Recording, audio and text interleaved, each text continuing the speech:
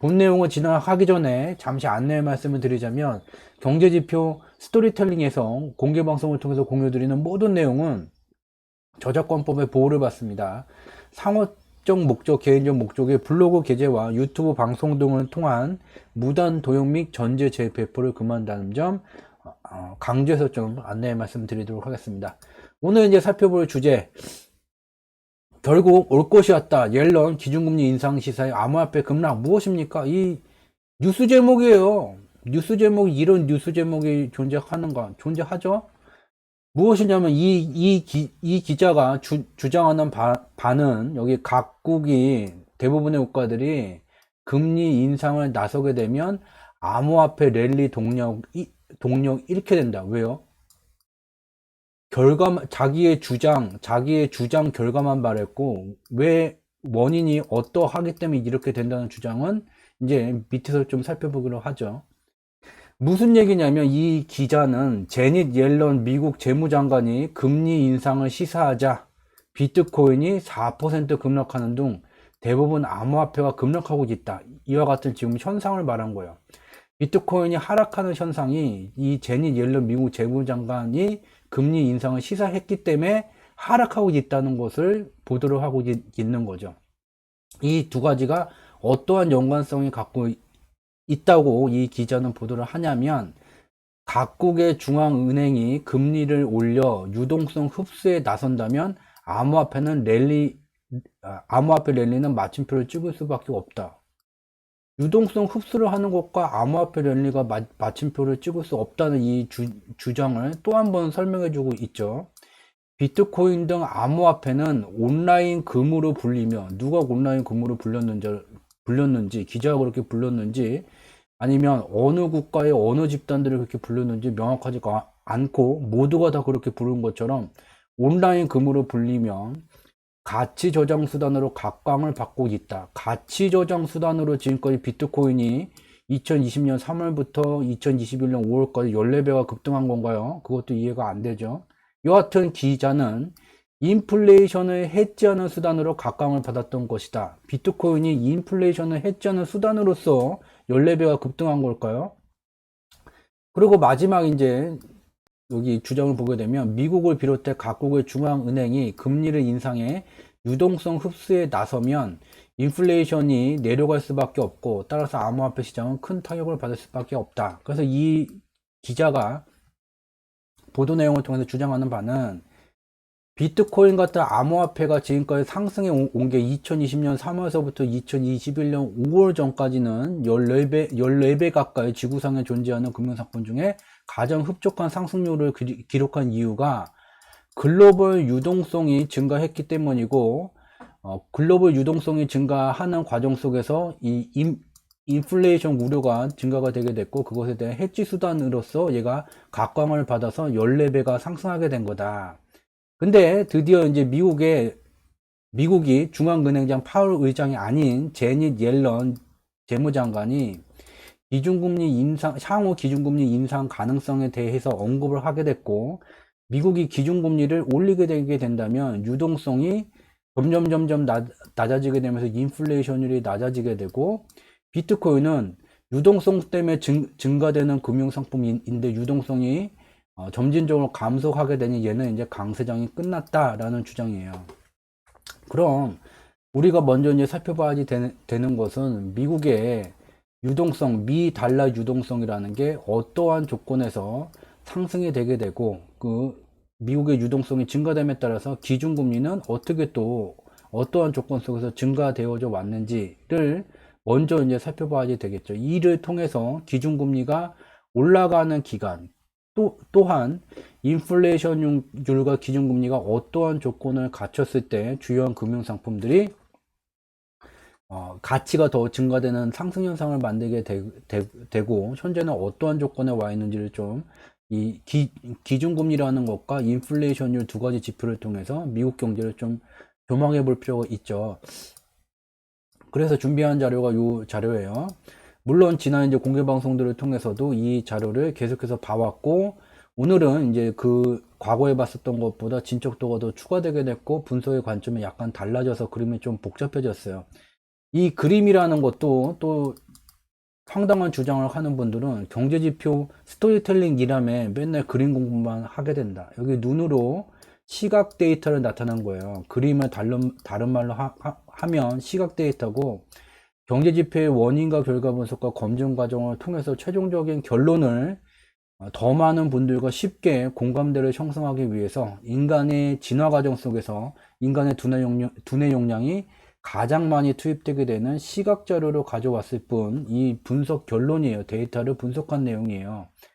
여기에 보게 되면 검정선으로 미국의 인플레이션율을 나타내게 됐고, 파란 선으로 미국의 기준금리를 나타내게 됐어요. 미국의 경기부양 정책을 진행하게 되면 일정 기간이 경기부양 정책이 진행되는 기간이 누적되게 된다면 검은 선으로 나타낸 인플레이션율이 상승하게 되고 2% 인플레이션율이 넘어가게 되면서 미국 경제는 물가가 2%를 넘어가게 되면 주요한 경제지표의 실적 개선세가 강화되게 돼요. 그런 조건이 갖춰지게 되면 시차를 두고 파란색 선인 기준금리가 점진적으로 높아지게 돼요. 여기도 다시 보게 되면 검은선의 인플레이션율이 2%를 넘어가는 조건이 만들어지게 되면 시차를 두고 기준금리를 점진적으로 높이는 현상이 진행이 되게 되죠.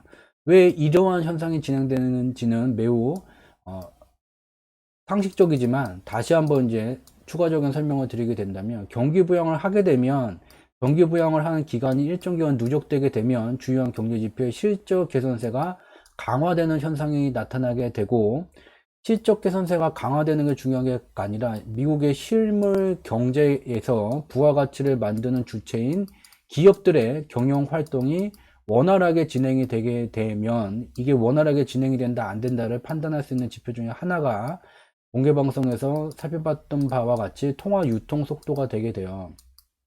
결국 유동성을 증가시킨다는 것은 주식시장 상승하라고 증가시키는 것이 아닌 실물 경제가 정상 가동될 수 있도록 임계 수준의 통화 유통 속도를 확보하기까지 유동성 공급을 확대해 주는 거가 되죠. 근데 이 통화 유통 속도가 제대로 이제 가속세로 전환이 되게 되면서 미국의 이제 물가가 점진적으로 높아지게 되고 2%가 넘어서게 되면서 주요한 경제 지표들의 활성화가 강화가 되게 되면 지속해서 유동성 공급 확대 기조를 유지할 필요가 없게 되죠. 따라서 과도한 유동성 공급이 또 버블 경제 지표를 활성화를 시킬 수가 있기 때문에 자고 나면 금리가 폭등하는 것이 아닌 주요한 경제 지표를 살피면서 미국의 중앙은행은 점진적으로 기준금리를 높이게 되게 돼요. 근데 여기까지는 2008년 이전까지는 이와 같은 현상이 진행이 되게 됐죠. 근데 이와 같은 통상적인 상식적으로 이해할 수 있는 미국의 기준금리와 인플레이션율의 인과성이 2008년 이후에 깨지게 되게 돼요. 미국은 2008년도에 글로벌 금융 위기를 이제 겪게 되면서 미국의 경기를 부양하기 위해서 미국의 중앙은행이 미국의 행정부가 발행한 국채를 매입하는 과정이 진행이 되게 됐죠. 근데 2010년도서부터 2016년까지 미국은 건국 이래 미국의 중앙은행이 보유한 자산이 최고치를 기록하게 돼요. 그래서 미국의 중앙은행이 미 연준은 꾸준하게 보유하고 있던 보유 자산은 시중에 매각하게 되게 됐고 2016년도서부터는 대규모로 매각을 진행하게 됐어요. 근데 미국의 중앙은행이 이와 같이 보유 자산을 시중에 매각하게 되면 매각하는 이 보유 자산의 가격만큼 미 달러 시중 유동성이 사라지는 현상이 나타나게 되면서 이 매각 규모가 증가되게 되면서 기준금리가 초저금리를 유지하고 있음에도 불구하고 미국의 인플레이션율은 고점이 낮아지는 하락 추세가 진행이 되게 되죠. 이와 같은 과거와는 다른 경제 현상을 이해할 수 있게 되게 되고 주목해야 되는 것은 바로 여기죠. 지우고 보면 2016년도서부터 2018년까지 미국의 중앙은행은 대규모 보유자산 매각을 진행하고 있던 중이에요. 달리 말하면 시중의 미달러 유동성이 지속해서 감소되게 되면서 미달러 가치가 강세 현상을 나타내는 기간이었음에도 불구하고 2008년 글로벌 금융위기가 발생된 이래 지금 꽤 꾸준히 꽤 장기간 동안 거의 2008년부터 2016년까지 거의 8년에서 뭐 9년 가까이 경기 부양을 진행해 왔다. 야, 경기 부양하는 기간이 오래됐으니 분명히 이 유동성 공급이 과도한 수준을 넘어서 지금 버블 현상이 만들어지고 있을지도 모르겠다. 즉, 기준금리를 높이면서 미달러 유동성을 흡수해야지 되겠다. 지금 미 연준 의장 파월 의장이 의사결정을 내리게 돼요. 그래서 2016년도에 0에서 0.5%를 기록하고 있던 미국의 기준금리가 2018년도에 2.5%까지 상승되는 현상이 나타나게 되죠. 어떠한 것도 다른 학문 영역 속에서도 특정 어떠한 것을 평가를 내리는 평가 지표를 만드는데 동일한 항목을 평가하는 이 평가 지표를 하나의 항목을 평가하는데 두 가지를 중복해서 집어넣게 되면 리던던시의 오류라는 게 이제 중복해서 적용하는 오류라는 게 발생이 되게 돼요. 그것을 우리는 여기서 볼 수가 있죠. 2016년에서 2018년까지 기준금리를 미국이 2.5%까지 점진적으로 증가시키지 않더라도 미국은 파월 네가 있는 미국의 중앙은행이 대규모 보유자산을 매각함에 따라서 미달러 유동성이 이렇게 계속해서 감소되면서 미국의 인플레이션율이 기준금리 초저금리 기조를 유지했음에도 불구하고 유동성이 줄어드는 현상이 나타났어요. 근데 여기다가 기준금리마저 올리게 되게 된다. 그래서 미국의 경제에는 어떤 변화가 나타나게 됐습니까? 특정 국가 경제의 성장을 견인하는 두 가지 부문이 있죠. 가장 큰 부문은 부동산 부문, 두 번째 부문은 설비 투자 부문이죠. 부동산 부문, 건설업 GDP는 서비스업 GDP 또는 제조업 GDP보다 규모가 작은 경우가 많아요. 왜냐하면 건설업 GDP에는 건물을 올리는 데 관련된 기업들의 이익만 포함이 되게 되고 땅을 매입하고 여기다 건물을 올리기 위해서는 여기에 시멘트 가져와라, 석재 갖고 와라, 골재 갖고 와라, 자갈 갖고 와라, 또 여기에 거푸집도 만들어야지, 그리고 여기에 철근도 가져와야지, 여기다가 창문, 도기 이런 것들을 납품하는 애들은 다 제조업 GDP에 잡히게 되죠. 따라서 GDP만 보고 야 건설업 GDP가 작고 제조업 GDP가 크니까 제조업을 중심으로 수출 주도형 국가 경제 개선을 하겠다. 택도 없는 말이죠. 그래서 인류의 역사를 보게 되면 경기를 부양하기 위해서 제일 먼저 경기 부양을 진행하는 것이 대규모 토목공사든 이 부동산 부문, 건설업 관련된 부문, GDP는 작지만 건설업 관련된 부문이 타 산업에 대한 파급력이 크기 때문에 건설업을 중심으로 경기를 부양을 하게 돼요. 그리고 설비 투자 같은 경우는 지금 준공과 같이 매우 단기간 경기 부양을 하게 되더라도 실물 경기가 완전히 다 망가진 상황이 아니라면 빠른 개선세가 나타나기는 하지만 다른 산업 부분에 대한 파급력은 부동산 부분보다 약하게 되게 되죠.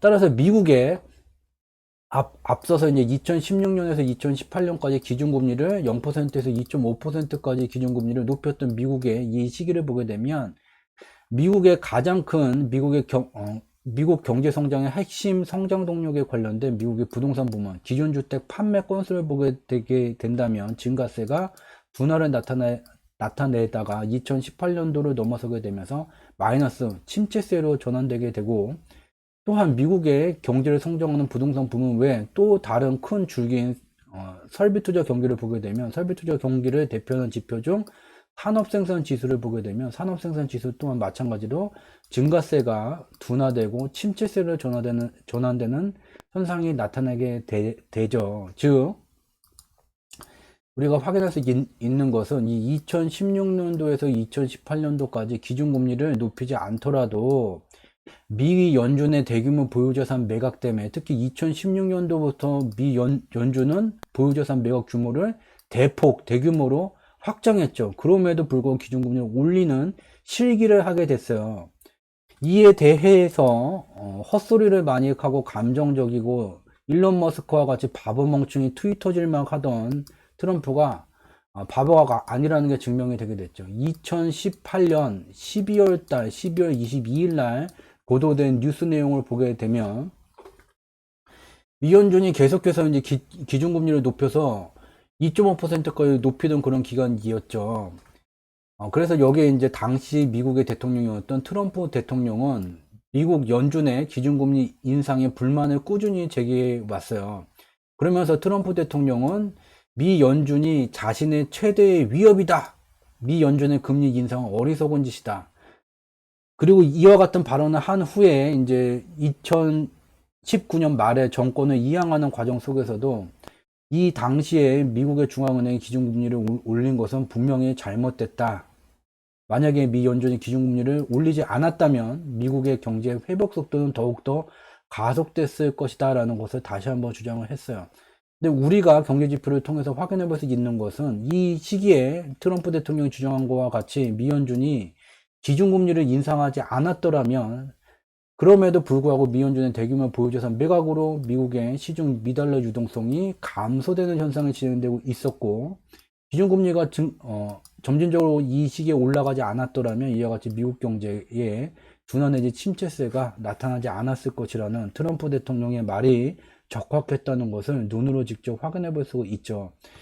우리가 근데 여기서 주목해야 되는 것은 본래 내용으로 되돌아가게 되면 기준금리를 인상하게 되면 미달러 유동성이 사라지게 되고 유동성만으로 상승세가 지금까지 진행되어 온 비트코인은 끝났다라는 기자의 주장이에요.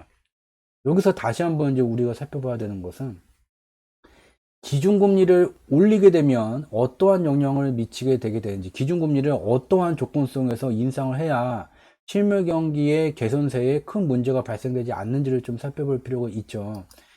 여기에 보게 되면 그 2016년에서 2018년도에 물론 두 가지 정책이 동시에 진행되게 되면서 미달러 유동성이 급속도로 감소되는 현상이 나타나게 됐고, 과거에 1998년도에서 2000년, 2002년에서 2005년에는 기준금리가 점진적으로 증가됐음에도 불구하고 실물 경제는 개선세가 좀 강하게 진행이 되게 됐죠. 그래서 이 부분을 왜 1번, 2번으로 명기한 기간과 5번으로 명기한 기간의 실물 경제 개선세가 차이가 나는지를 좀 살펴볼 필요가 있죠. 바로 앞서서 언급한 바 있는 실물 경제라는 게 실물 경제 속에서 부가가치를 만드는 주체인 기업들의 경영 활동이 원활하게 진행이 되게 되면 미 달러 통화 유통 속도가 가속되는 현상이 나타나게 돼요. 즉 기준금리를 올리기 위해서는 실물 경제가 지금 활성화되고 있다는 것, 그것을 확인할 수 있는 한 가지의 지표 중 하나가 물가가 2%를 넘어서는 현상이죠. 근데 물가가 무조건 2%가 넘었다고 기준금리를 올리게 된다면 그것은 잘못된 결과를 초래하기가 쉬워요. 무슨 말이냐면 실물 경제가 활성화되고 있다는 것은 물가가 2%를 넘어섰는지 갖고선도 판단을 내릴 수는 있지만 물가가 2%가 넘어섰더라도 실물 경기 속에서 부가가치를 만드는 주체인 기업의 경영 활동이 원활히 진행되면서 미달러 통화 유통 속도가 가속되고 있는지도 같이 봐줘야 되죠. 즉 무슨 말이냐면 앞서서 살펴봤었던 1번 시기, 2번 시기 기준금리가 인상되는 시기에 미 달러 통화 유통 속도는 가속 중이었어요. 달리 표현하면 미국의 실물 경기가 실적 개선세, 경영활동, 주요 기업들의 경영활동이 선순환을 만들고 있던 환경들이었었죠.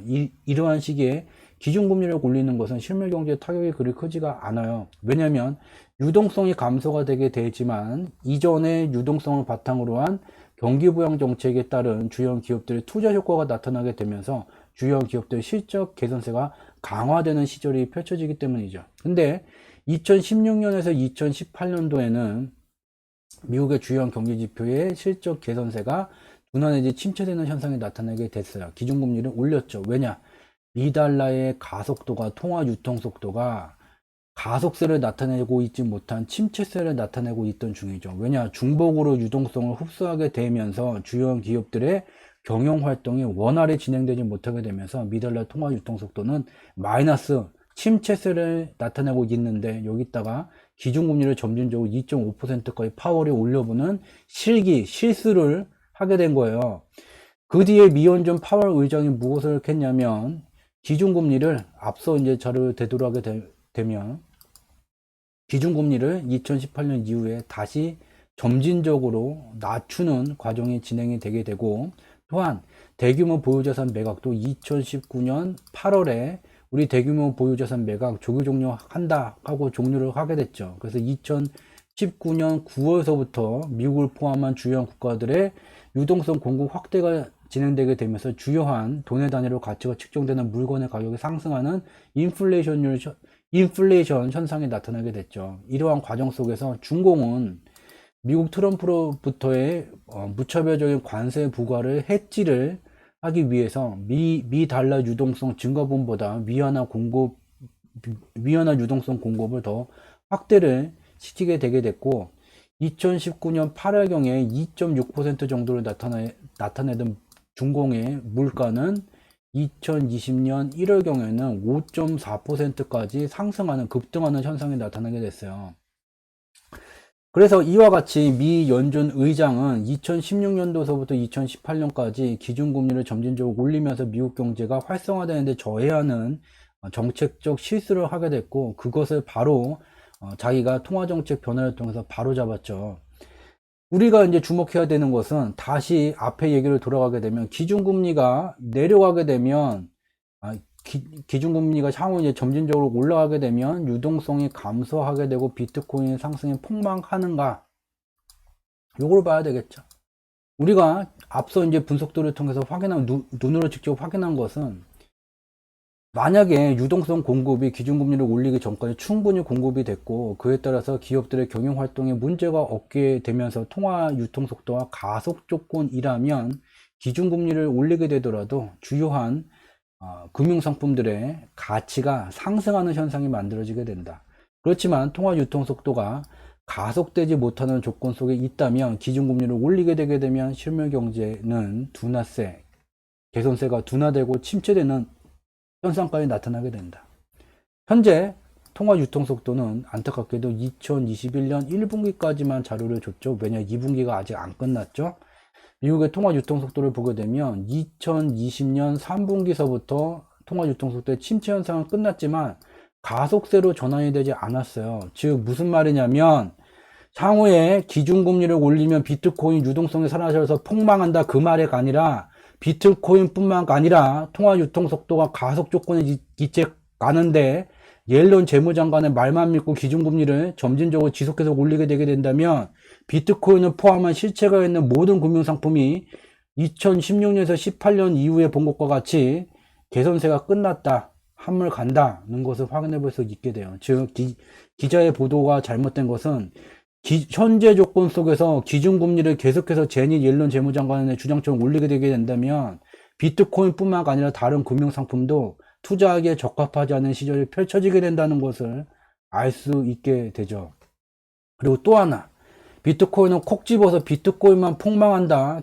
기자가 어떠한 이와 같은 매우 복잡한 경제지표의 원인과 결과 분석을 할 줄 모르기 때문에 그냥 자신의 주장을 핀 것뿐이에요. 공정한 언론의 보도 그게 지켜지지 못했다는 것을 알 수 있고 또 하나 콕 집어서 비트코인만 폭망한다. 비트코인의 수명주기를 알 수 있다면 비트코인은 과거에도 2020년 3월서부터 현재뿐만이 아니라 과거에는 현재보다 더 어마어마한 상승을 기록했었던 적이 있고 그 중에 첫 번째 기간을 보게 되면 기준금리가 0에서 0.5%까지 증가되는 기간에 대세 상승을 비트코인은 나타내게 됐고 그 다음에 대세 상승기도 기준금리가 0에서 2.5%까지 상승하는 기간에 대세 상승기가 진행되게 됐어요.